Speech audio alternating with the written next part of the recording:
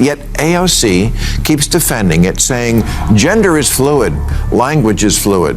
Yes, and Latino voters are fluid. And now, there's no one to champion or defend either of them because you, with your aggressively anti-common sense agenda and exclusionary attitude, blew it. You lost everything. House, Senate, White House, Supreme Court, and left us completely unprotected and ready to be violated. Democrats have become like a royal family that, because of so much incest, has unfortunately had children who are retarded. And the same thing can happen to ideas if they are also conceived in an atmosphere of intellectual incest. Maybe take the clothespins off your noses and actually converse with the other half of the country. Ma is blasting his own party, the Democrats, for turning against America, and the gloves are off. The comedian has made it his mission to call out some of his party's worst instincts, and chief among them is this growing hostility toward American patriotism. So, what exactly sparked Maher's blistering tirade? And what did he say about his own side? Hit subscribe, and let's dive into it. Maher asks, how many times have we watched prominent Democrats and progressive figures speak about America in a way that sounds more critical than appreciative? From AOC to Chuck Schumer, Look, I would love to have AOC on the show, and Mandami and Elizabeth Warren, but I can't subpoena the guests. And I can't fix that what the Democrats are scared of more than anything else, I mean, obviously besides gluten, is being primaried from the far left, even though most Democrats are not far left. They're mild-mannered and moderate, at least at my bathhouse. Pattern is impossible to ignore. A constant parade of reminders about how every other place on Earth supposedly does it better, while America gets painted as the villain of the story. Foreign policy, culture, and history. Nothing is safe from the relentless criticism. Meanwhile, actual praise for the country is treated almost like a taboo. The only time these same politicians suddenly remember they love America is during campaign season.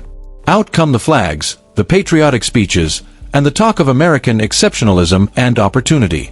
They'll stand in front of a sea of red, white, and blue and tell voters how proud they are to be American. But the moment the votes are counted and they're safely back in office, the flags come down, the rhetoric shifts, and it's right back to bashing the very nation that just elected them. The Democrats love to romanticize the past, especially the 70s and 80s, painting those decades as some kind of golden age full of rainbows and sunshine. Every month I see a new poll reporting how much Latinos despise the woke term Latinx. It's about as popular with them as a reboot of Speedy Gonzales.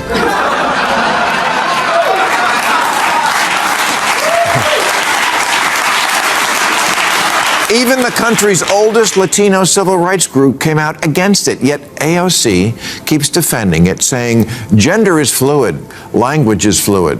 Yes, and Latino voters are fluid.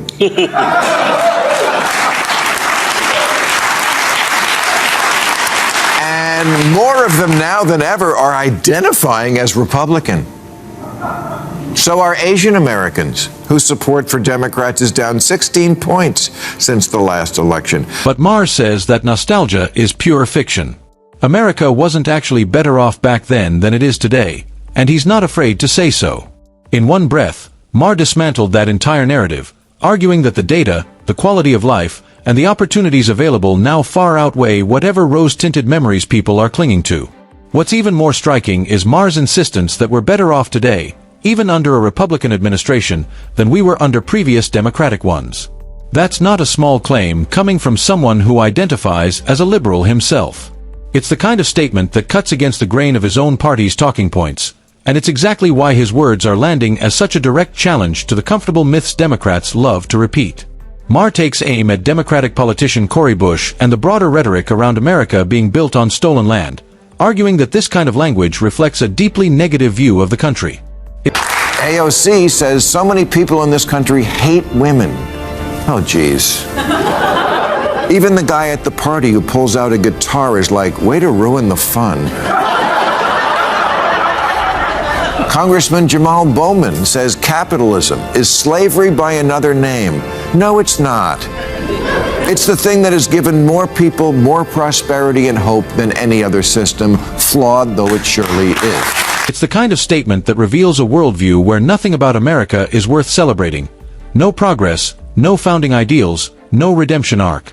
People like this seem incapable of acknowledging anything good about the country they live in and, in many cases, represent in office.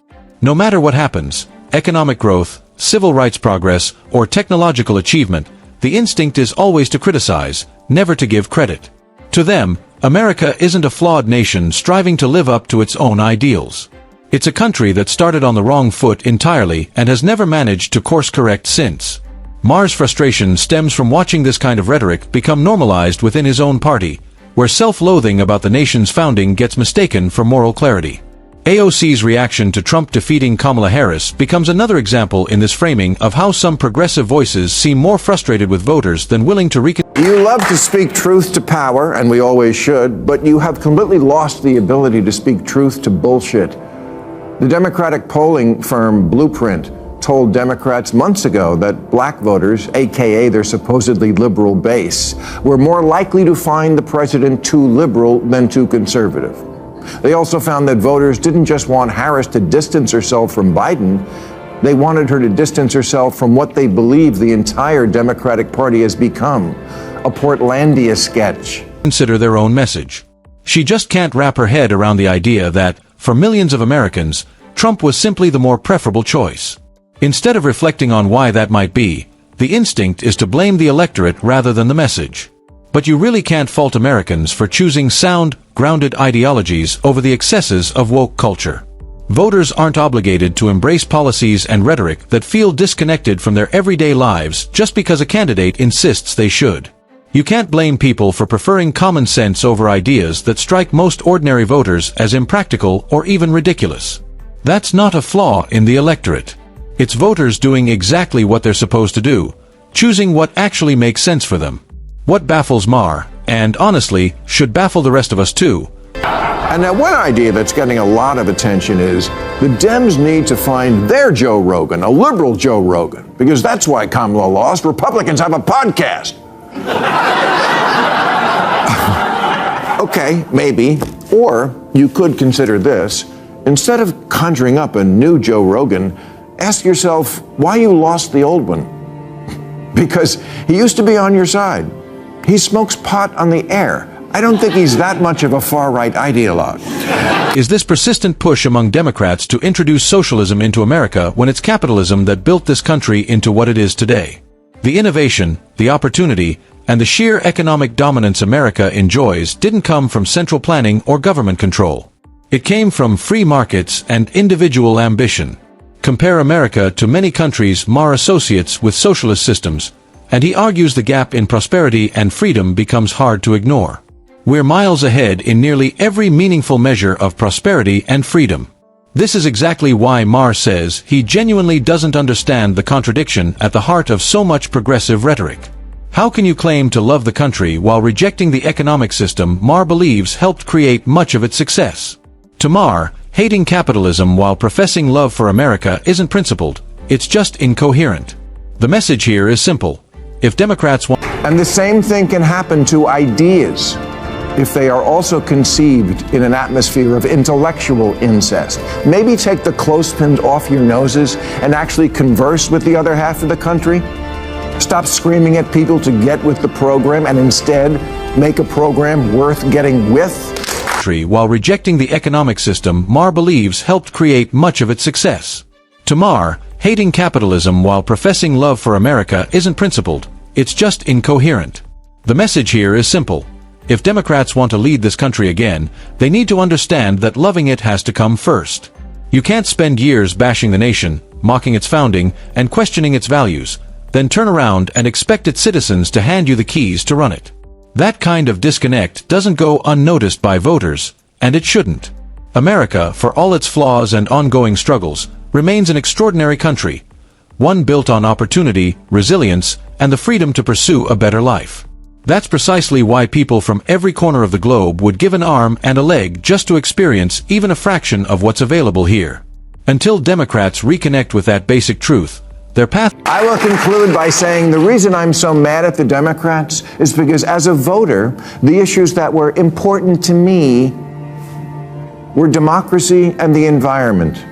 And now, there's no one to champion or defend either of them because you, with your aggressively anti-common sense agenda and shitty exclusionary attitude, blew it.